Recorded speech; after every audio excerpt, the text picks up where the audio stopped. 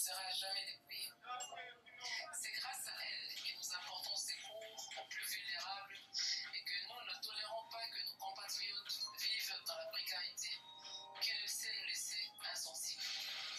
Les récents événements à l'est du pays nous ont démontré que lorsque chacun décide de donner sa part pour le bonheur de tous, cette solidarité peut même arriver à éteindre les flammes du volcan.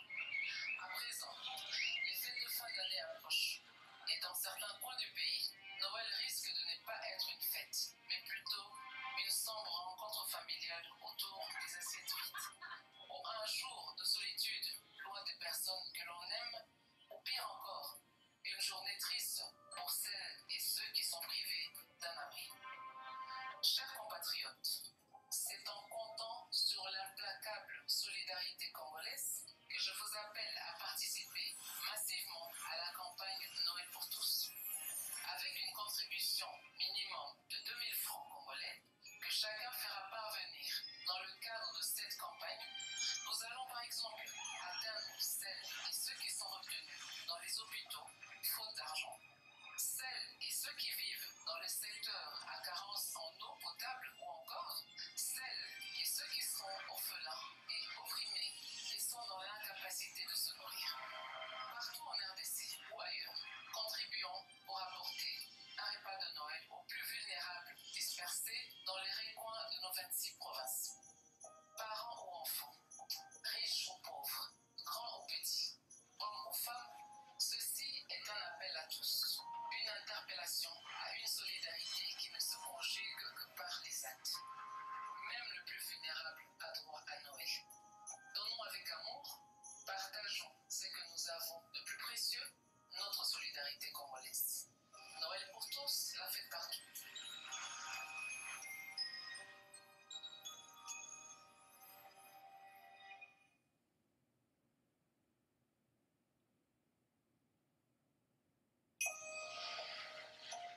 La solidarité est une richesse qui ne nous sera jamais dépouillée. C'est grâce à elle que nous apportons secours aux plus vulnérables et que nous ne tolérons pas que nos compatriotes vivent dans la précarité, qui ne sait nous laisser insensibles. Les récents événements à l'est du pays nous ont démontré que lorsque chacun décide de donner sa part pour le bonheur de tous, cette solidarité peut même arriver à éteindre les flammes du volcan.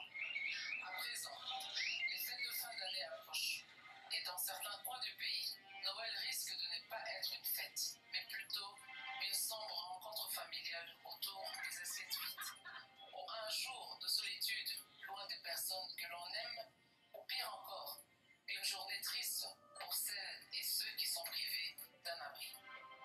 Chers compatriotes, c'est en comptant sur l'implacable solidarité congolaise que je vous appelle à participer massivement à la campagne Noël pour tous. Avec une contribution minimum de 2000 francs congolais que chacun fera parvenir dans le cadre de cette campagne, nous allons par exemple atteindre celles et ceux qui sont retenus dans les hôpitaux faute d'argent, celles et ceux qui vivent dans le secteur à carence en eau potable ou encore celles et ceux qui sont orphelins et opprimés et sont dans l'incapacité de se nourrir. Partout en RDC ou ailleurs, contribuons pour apporter un repas de Noël aux plus vulnérables dispersés dans les recoins de nos 26 provinces. Parents ou enfants, riches ou pauvres, grands ou petits, hommes ou femmes, ceci est un appel à tous, une interpellation à une solidarité qui ne se conjugue que par les actes. Même le plus vulnérable a droit à Noël. Donnons avec amour, partageons ce que nous avons de plus précieux, notre solidarité congolaise. Noël pour tous, la fête partout. Amen, amen, amen, amen. Je suis pasteur John Pire Mukendi de l'Église chrétienne réformée d'Amérique du Nord, la congrégation internationale International Peacemaking Church of Christ. La voix que vous avez suivie, c'est la voix de la première dame de la République démocratique du Congo. Et j'approuve le message. J'approuve ce message de Noël pour tous. Un message sur la générosité. J'approuve ce message et nous allons faire un devotional. Nous allons lire les Saintes Écritures sur la fête à célébrer après le jeûne d'Esther. Nous allons lire un peu ce qu'on a appelé la fête de Purim. La fête de Purim.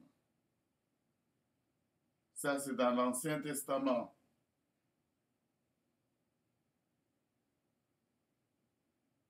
Je nous envoie, nous tous.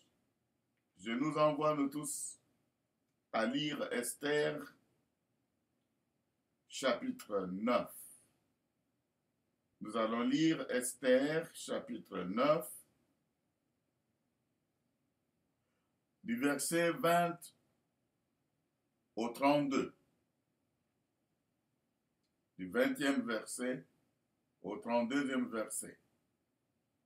Et nous allons méditer là-dessus ce soir. Il est 4 heures du matin en République démocratique du Congo. C'est 4h10. Et ici aux États-Unis, il est 22h10. Lisons ce passage en demandant, en invoquant la présence du Saint-Esprit maintenant et partout où vous êtes. Il est très tôt matin et quand vous allez vous réveiller aujourd'hui, vous allez regarder cette vidéo sur ce message Noël pour tous. Noël pour tous. Et nous allons parler de la générosité, nous allons parler de la charité et nous allons focaliser nos idées sur la fête de Purim, de Purim, Purim, comme on dit en anglais. Lisons d'abord le passage au nom de notre Seigneur et Sauveur Jésus-Christ. Esther chapitre 9, versets 20 à 32. Le titre dans ma Bible du Semeur, c'est l'institution de la fête de Purim. Mardochée consigna par écrit le récit de tous ces événements. Puis il envoya des lettres à tous les Juifs de toutes les provinces de l'empereur Xerxès, au près et au loin. Il leur demanda de célébrer tous les ans une fête le 14e et le 15e jour du mois d'Adar. Puisqu'en ces jours, les Juifs s'étaient assurés la tranquillité vis-à-vis de leurs ennemis. Et qu'en ce mois, leur affliction avait été changée en joie et leur deuil en fête. Et il les invitait à commémorer ce jour-là par des festins et des réjouissances. et par des échanges mutuels de cadeaux et des dons aux pauvres. Les Juifs suivirent les consignes de Mardochée et firent de cette fête qu'ils venaient de célébrer une tradition à respecter tous les ans. 24. Car Aman, fils de Hamedata, l'Agagouite, le persécuteur de tous les Juifs, avait résolu de les exterminer. Il avait jeté le pour, ce qui veut dire sort en perse, en vue de leur ruine et de leur extermination. Mais Esther était allée trouver l'empereur qui avait ordonné par écrit de faire retomber sur lui les méchants plans qu'il avait formés contre les Juifs et de le pendre, lui et ses fils, à la potence. C'est pourquoi on appelait ces jours-là Purim, d'après les mots perses, qui signifie sort. Selon les instructions de la lettre de Mardochée, et à cause des événements dont ils avaient eux-mêmes été les témoins et qu'ils avaient subis, les Juifs instituèrent la tradition pour eux, pour leurs descendants et pour ceux qui se joindraient à eux, selon laquelle on ne devait pas omettre de célébrer chaque année ces 2 jours à la date fixée et de la manière prescrite par Mardochée. Ainsi, le souvenir de ces jours est perpétué de génération en génération dans chaque famille, dans chaque province, dans chaque ville, par cette célébration.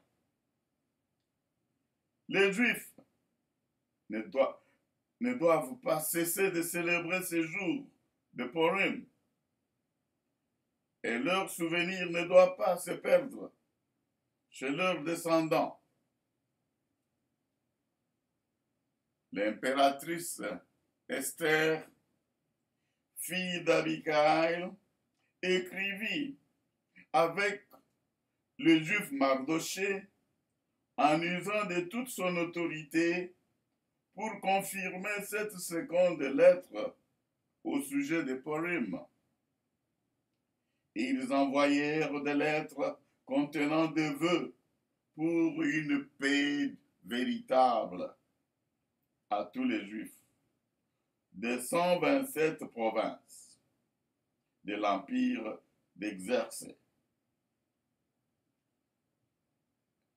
Et elle confirmait l'institution de ces jours de Purim à la date fixée, telle que le juif Mardochée et l'impératrice Esther les avaient institués, et telle que les Juifs les avaient eux-mêmes institués pour eux-mêmes et pour leurs descendants, avec des jeûnes et des supplications. L'ordre d'Esther institua le rituel de cette fête de Purim, et cela fut consigné dans un livre. Alléluia. Un passage, un récit merveilleux. Qu'est-ce que nous pouvons retenir de ce passage sur le festival ou la fête de Purim?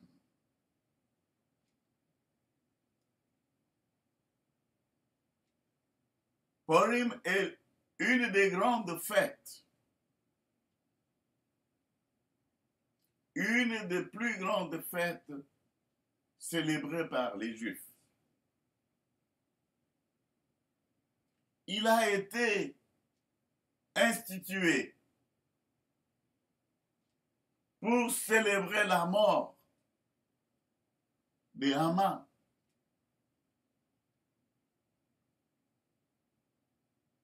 Et pour la fuite, célébrer la délivrance des Juifs. Bien-aimés dans le Seigneur. Haman, qui avait fait un plan pour faire tuer les enfants d'Israël, pour faire tuer les Juifs, pour les exterminer. Mais vous savez comment Dieu est intervenu. Par l'intervention de la reine Esther et du juif Mardoché. Au lieu que les Juifs soient tués, le roi avait ordonné qu'on tue toute la famille des ennemis des Juifs. Mes frères et sœurs, nous avons des ennemis. Vous avez des ennemis. Satan, avec son armée, rôde partout. Aujourd'hui, je voudrais vous rappeler, bien-aimés dans le Seigneur, que la fête de Noël que nous célébrons, la naissance de notre Seigneur et Sauveur Jésus-Christ, sa naissance est venue, donc le Seigneur est venu pour nous libérer, pour nous donner la paix véritable, parce que lui-même, il est notre paix, le Seigneur Jésus-Christ. En ces jours-là de fête, où nous célébrons la naissance de notre Seigneur et Sauveur Jésus-Christ, nous devons pratiquer ce que lui-même nous a enseigné. Il nous a appris à être solidaires. Il nous a enseigné à être charitables. Il nous a enseigné à avoir de la compassion pour les autres. Mais bien-aimés dans le Seigneur, la fête de Noël est comparable à la fête de Purim que nous venons de lire, qui a été instituée par le juif Mardoché et la reine, l'impératrice Esther.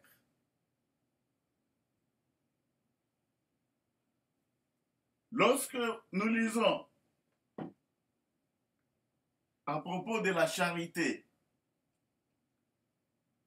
nous voyons ça dans le Nouveau Testament. C'est un ordre, même dans l'Ancien Testament d'abord. Le Purim, c'est un temps de charité, un concept de l'Ancien Testament que nous trouvons dans Deutéronome chapitre 15, versets 7 à 8. Je voudrais qu'on lise un peu ces deux passages. Deutéronome chapitre 15, versets 7 à 8 et Deutéronome chapitre 26, versets 12 à 13. Lisons ça, bien-aimés dans le Seigneur. Lisons ça, Deutéronome. Je cherche ça rapidement. Deutéronome chapitre 15. Que dit la parole de Dieu? dans Deutéronome chapitre 15. 15, versets 7 à 8 nous dit ceci. Nous lisons au nom de notre Seigneur et Sauveur Jésus-Christ. Si l'un de tes compatriotes tombe dans la pauvreté,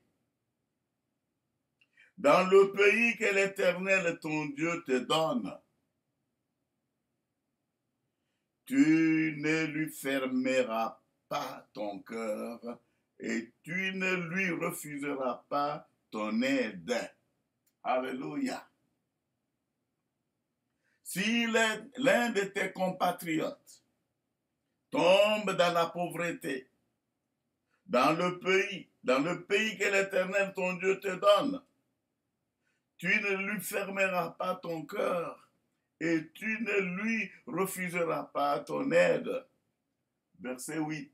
Au contraire, tu lui ouvriras ta main toute grande et tu lui prêteras suffisamment selon ses besoins.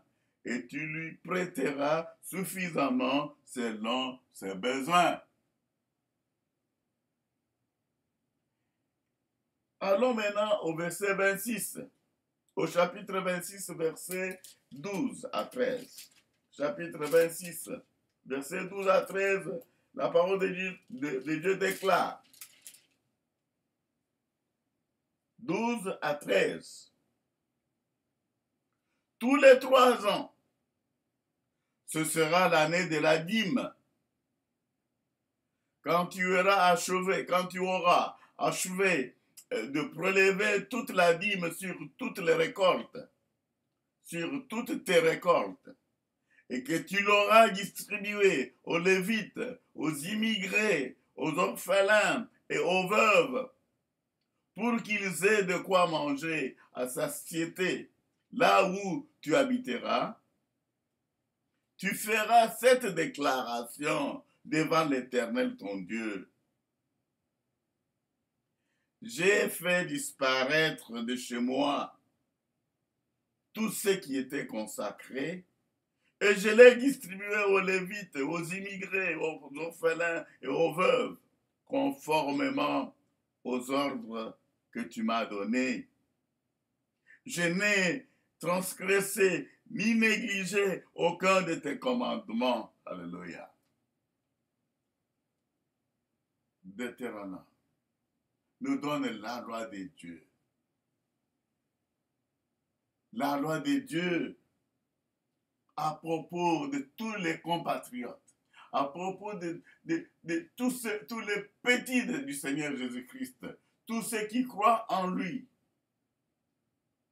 Vous cherchez la loi de Dieu? Elle est résumée là-bas, dans ce que nous venons de lire, dans Deutéronome chapitre 15. Retenez bien, bien-aimés dans le Seigneur, ce que la Bible nous dit. Elle nous dit, si l'un de tes compatriotes tombe dans la pauvreté, il y a beaucoup de gens qui souffrent. Si l'un de tes compatriotes tombe dans la pauvreté, dans le pays que l'Éternel ton Dieu te donne, l'Éternel t'a donné le Congo, c'est ton pays. Et dans ce pays-là, nous avons des nécessités. Nous luttons, nous travaillons, nous voulons nous entraider pour qu'il n'y ait pas des indigents. Mais en ce moment que nous en avons, vous qui dites que vous êtes des croyants, vous qui avez eu la chance d'être des ministres du gouvernement, d'être des hommes d'affaires, Dieu a béni vos affaires. Ces affaires qu'il a bénies pour vous, c'est pour que vous puissiez servir aussi les autres. Nous devons nous servir, nous devons nous entraider, nous devons nous aimer les uns les autres. Bien-aimés dans le Seigneur, si l'un de tes compatriotes tombe dans la pauvreté dans le pays que l'Éternel ton Dieu te donne, tu ne lui fermeras pas ton cœur. Et ça, c'est très important, bien-aimés dans le Seigneur. Il ne faut pas dire que non, s'ils sont pauvres, ça ne me regarde pas. Non, mais tu as la foi.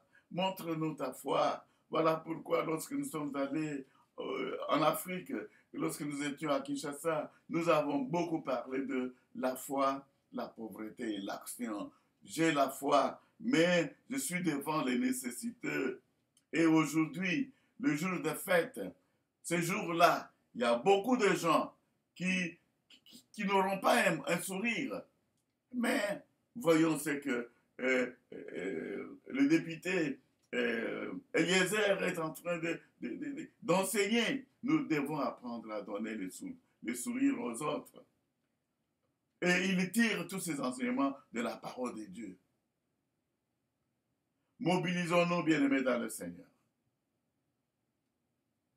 Ce n'est pas, je sais, que pendant que j'ai partagé ces enseignements pendant cette semaine avec des amis, des enfants de Dieu, des serviteurs et servants de Dieu d'ici, de Dallas, me disaient non, ça ne sert à rien de donner, il faut seulement apprendre aux gens à trouver, à pêcher. Si tu me donnes un poisson, je mangerai un jour. Mais si tu m'apprends à pêcher, je n'aurai pas faim. Oui, nous le faisons, mais cela ne peut pas nous empêcher de croire que c'est lui qui n'a pas quelque chose ce jour-là de fête. Que ce n'est pas, ça ne vient pas de lui, mais ça vient de conditions de vie que beaucoup de gens ont endurées dans nos sociétés africaines. Ce n'est pas seulement en République démocratique du Congo. Et ce message ne concerne même pas seulement la République démocratique du Congo, mais c'est aussi les États-Unis d'Amérique. Ici aux États-Unis d'Amérique, nous avons aussi beaucoup de gens qui ont été frappés par certaines mesures sociales et qui n'arrivent pas à travailler. Nous avons beaucoup de sans-abri qui ont besoin, ce jour-là, les homeless, ils ont besoin aussi de manger. Nous qui sommes ici aux États-Unis, nous devons songer aussi. Le travail de l'Église, c'est ça aussi. De tous les chrétiens, mobilisons-nous pour donner le sourire à tous ceux qui souffrent. Mes bien-aimés dans le Seigneur, le plan diabolique de Haman a été détruit. Il y a des gens aussi qui ont de mauvais plans. Je vous assure, bien-aimés dans le Seigneur, lorsque vous avez la foi, nous prêchons que dans la vie comme dans la mort, notre assurance est Jésus-Christ. Il est notre paix. Il nous protège. Il nous a donné son Saint-Esprit afin que nous soyons protégés. Alléluia. Et nous prions. Nous prenons toujours autorité. Nous prions contre les démons, contre les esprits de division, les esprits de chômage, de pauvreté. Nous continuerons à faire ce travail. Et dans l'entretemps, nous devons savoir que ceux-là, les nécessiteux, ceux qui souffrent, ils ont besoin vraiment de manger quelque chose aussi ce jour de Noël. Noël pour tous.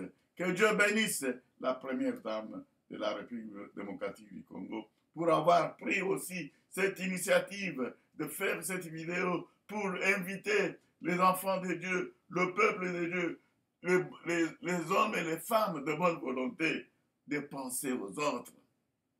En mettant de côté 2000 francs, et si chacun peut amener devant son église, son pasteur, ce jour-là, dire que nous avons ça.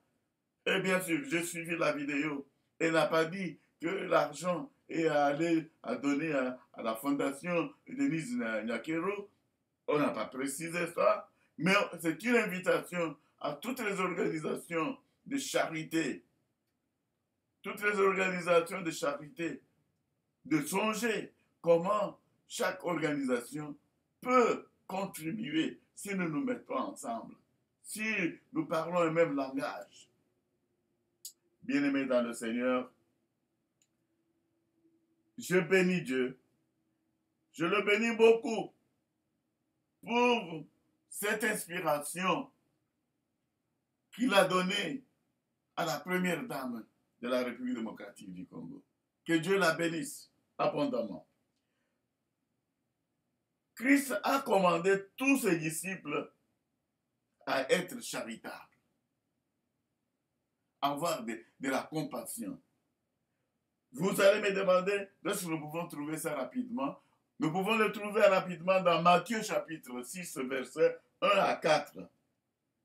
Et Matthieu chapitre 12, verset 33. Lisons, Matthieu, c'est notre livre, le tout premier livre du Nouveau Testament. Donc, le livre de Matthieu, le livre de Matthieu, l'évangile de Matthieu. Allons au chapitre 6, le chapitre 6, là où le Seigneur lui-même a parlé. Il a donné des enseignements que nous devons, que l'Église suit aujourd'hui à travers le monde. L'Église universelle de notre Seigneur Sauveur Jésus-Christ, l'Église internationale du Christ. Nous lisons dans Matthieu chapitre 6, versets 1 à 4. Écoutez ce que la parole de Dieu nous dit. Matthieu chapitre 6, versets 1 à 4. Je lis au nom du Seigneur Jésus-Christ. Donc, retenez, je vous ai dit que je suis en train de lire dans la version du Semeur. 1 à 4, Matthieu chapitre 6, verset 1 à 4. Gardez-vous d'accomplir devant les hommes. Gardez-vous d'accomplir devant les hommes pour vous faire remarquer par eux ce que vous faites pour obéir à Dieu. Sinon, vous n'aurez pas de récompense de votre Père céleste. Ainsi, lorsque tu donnes quelque chose aux pauvres,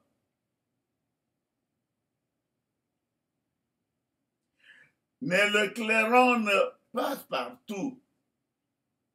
Ne le claironne pas partout. Ce sont les hypocrites qui agissent ainsi dans les synagogues et dans les rues pour que les gens chantent leurs louanges. Vraiment, je vous l'assure, leur récompense, ils l'ont d'ores et déjà reçue. Mais toi, quand tu donnes quelque chose aux pauvres, que ta main gauche ne sache pas ce que fait ta main droite. Que ton aumône se fasse ainsi en secret. Et ton Père, qui voit dans le secret, te le rendra. Alléluia. Ça, c'est l'ordre.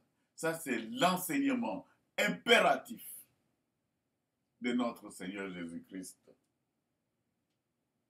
Gardez-vous d'accomplir devant les hommes pour vous faire remarquer par eux ce que vous faites pour obéir à Dieu. Ce que nous faisons là, lorsque vous prenez 2000 francs, vous mettez à côté à l'église, et si c'est bien utilisé par les diacres de l'église, ils savent que les fêtes arrivent, nous devons apprendre à donner le sourire, non pas seulement aux membres de notre église, mais nous devons sortir, c'est le moment que nous devons aller aussi vers les autres, aller regarder dans la communauté, regarder tout autour de nous. C'est le moment d'aller, de témoigner de l'amour de Jésus-Christ. Et quand vous le faites, il ne faut pas vous réunir, faire du bruit, que vous voulez venir me donner une chemise, vous appelez tout le monde, voilà, venez, vous allez voir comment je vais donner une chemise à Dr Mukendi. Non! Ce n'est pas ça. La foi chrétienne et l'éthique chrétienne ne nous apprend jamais cela. Nous le faisons pour obéir à Dieu, parce qu'il nous demande de nous aimer les uns les autres. Non pas pour obéir aux hommes, non pas pour que les hommes remarquent et nous louent nous-mêmes, non. Sinon, vous n'aurez pas de récompense de votre Père céleste.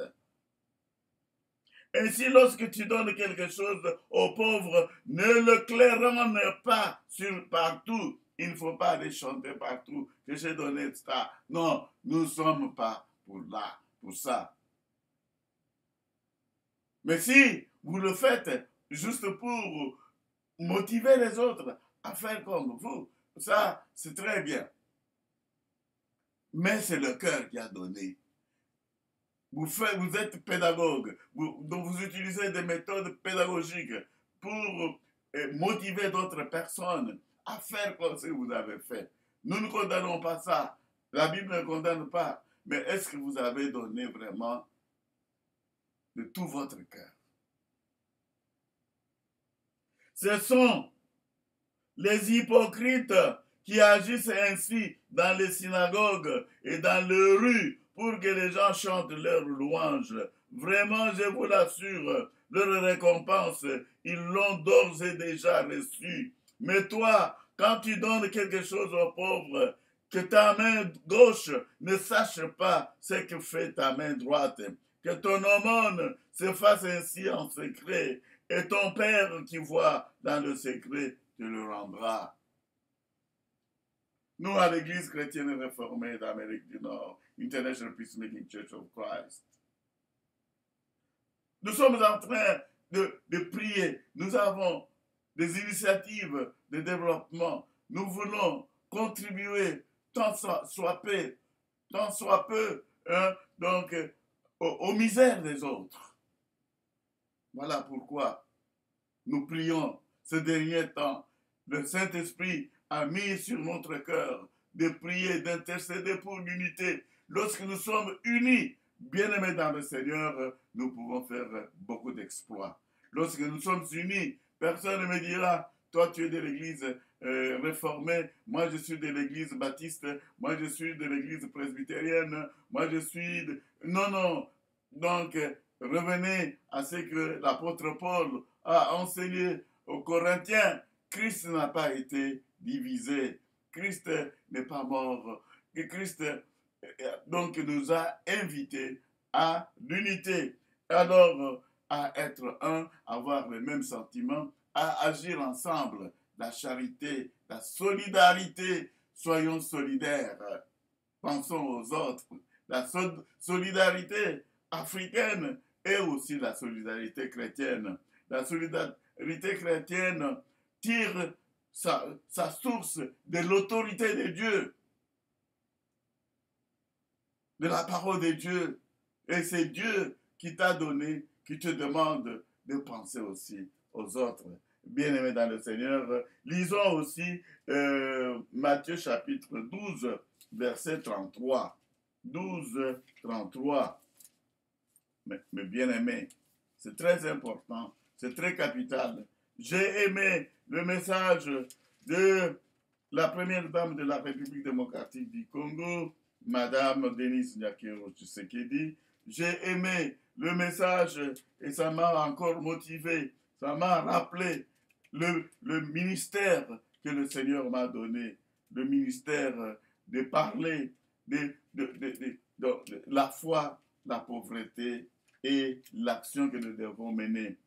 Verset chapitre 12, Matthieu chapitre 12, verset 33, nous lisons au nom de notre Seigneur et Sauveur Jésus-Christ, à Matthieu chapitre 12, verset 33. Il y en a qui ont vous avez déjà vu ça. J'ai trouvé, considérez ou bien que l'arbre est bon et que son fruit est bon, ou bien que l'arbre est mauvais et que son fruit est mauvais, car c'est à son fruit que l'on reconnaît l'arbre. C'est à son fruit qu'on reconnaît l'arbre. Je vais relire ce passage, bien-aimé. Ça, c'est le Seigneur Jésus-Christ qui parle. Il dit, « Considérez ou bien que l'arbre est bon et que son fruit est bon, ou bien que l'arbre est mauvais et que son fruit est mauvais, car c'est à son fruit que l'on reconnaît l'arbre. Et voilà. Donc, voilà pourquoi nous disons, nous revenons toujours à notre ami James, donc Jacques, lorsqu'il dit que la foi sans œuvre, la foi sans fruit, s'il n'y a pas de fruit, mais c'est à partir du fruit que tu as produit, de l'œuvre. Le message que nous prêchons, c'est le message d'amour. Et l'amour a des fruits. Le fruit de l'amour. Il faut que cet amour soit mis en pratique. Bien-aimés, priez vraiment. Priez pour les autorités que Dieu a mises sur son peuple. Il continue à les instruire. Il continue à leur parler. Comme quand je partageais la semaine aussi le Romains chapitre 13, que vous aimez bien, que nous lisons. Donc, nous devons prier pour que ceux qui ont l'autorité puissent vraiment être compatissants. Ils ont l'autorité, ils ont des moyens, ils ont de l'argent. Il y en a qui ont volé, qui ne savent pas restituer parce qu'ils n'ont pas d'amour. Il y en a qui reçoivent de gros salaires et combien ils le remettent à la société, au peuple. Et comme on a toujours chanté, le peuple d'abord. Mais vous avez reçu un gros salaire. Combien de pauvres, combien de projets avez-vous mis en place pour donner le sourire aux autres? Ça, c'est pour reprendre notre ami Eliezer Ntambwe. Je bénis le Seigneur. Je disais que je voulais vous lire donc pourquoi nous devons prier pour les autorités. Et puis c'est une recommandation du Seigneur à Timothée. Donc il nous a demandé, nous devons prier pour l'autorité, pour les rois, pour tous les autres. Et l'autorité qui existe, nous disons, c'est ce que la Bible nous dit, et ce n'est pas nous. L'autorité qui existe. Allons rapidement au Romains chapitre 13, que vous aimez bien. Je sais que vous aimez ça. Les chrétiens et les autorités. Que tout homme se soumette aux autorités supérieures, car il n'y a pas d'autorité qui ne vienne de Dieu. Et celles qui existent ont été instituées par Dieu. C'est pourquoi celui qui s'oppose à l'autorité lutte contre une disposition établie par Dieu. Et ceux qui sont engagés dans une telle lutte recevront le châtiment qu'ils se seront attirés. Car ce sont les malfaiteurs et non ceux qui pratiquent le bien qui ont à redouter les magistrats. Veux-tu ne pas avoir peur de l'autorité? Fais le bien, et l'autorité t'approuvera. Car l'autorité est au-dessus de Dieu, est au service de Dieu. Car l'autorité est au service de Dieu pour ton bien. Mais si tu fais le mal, redoute-la, car ce n'est pas pour rien qu'elle peut punir de mort. Elle est en effet au service de Dieu pour manifester sa colère et punir celui qui fait le mal. C'est pourquoi il est nécessaire de se soumettre à l'autorité, non seulement par peur de la punition, mais surtout par motif de conscience. C'est pour les mêmes raisons que vous devez payer vos impôts, car ceux qui le perçoivent sont aussi au service de Dieu, dans l'exercice de leurs fonctions. Rendez donc à chacun ce qui lui est dû, les impôts et les taxes, à qui vous le devez, le respect et l'honneur, à qui ils reviennent. Alléluia.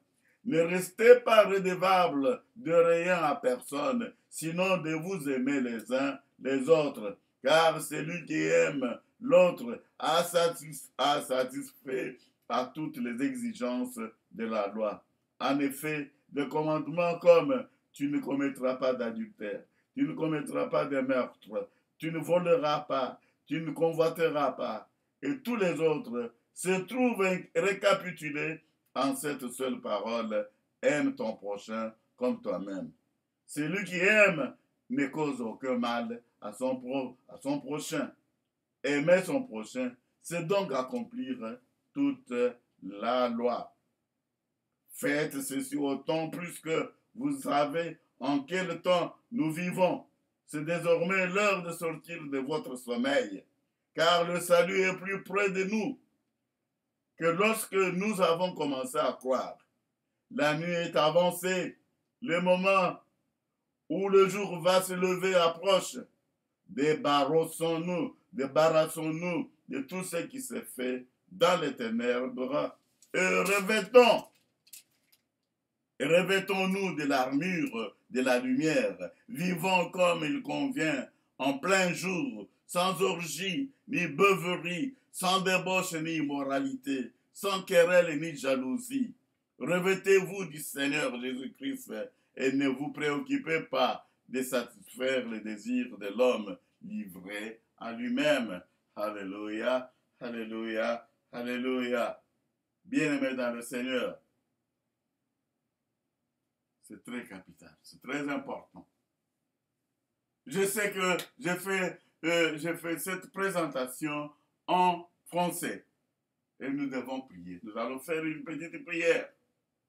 Est-ce que nous avons observé tout cela? Que dit la Bible? Nous allons confesser nos péchés et demander à Dieu de nous pardonner si nous n'avons pas obéi à sa loi, à sa parole. Nous allons prier ensemble. Nous allons prier pour que le Saint-Esprit nous aide, nous convaincre que nous sommes toujours des pécheurs. Nous allons prier, bien-aimés dans le Seigneur, pour que nous ayons la paix, que Jésus vive en nous. Jésus qui a choisi, Dieu a choisi notre corps comme son temple, comme le temple du Saint-Esprit.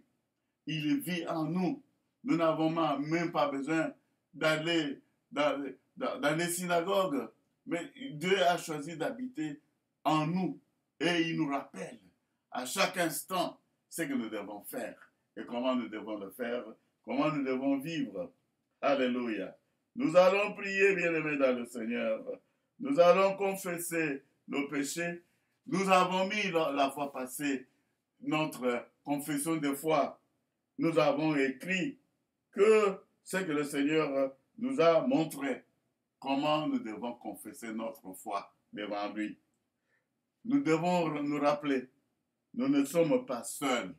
Nous vivons dans le monde de Dieu, bien-aimés dans le Seigneur. C'est ce que nous devons confesser. Nous ne sommes pas seuls, nous vivons dans le monde de Dieu. Nous croyons en Dieu qui a créé et crée toujours, qui est venu en Jésus pour réconcilier et renouveler. Nous avons foi en Dieu qui nous appelle à être son Église, à aimer et à servir les autres, à rechercher la justice et résister au mal, à proclamer Jésus crucifié et ressuscité, notre juge et notre espérance. Dans la vie,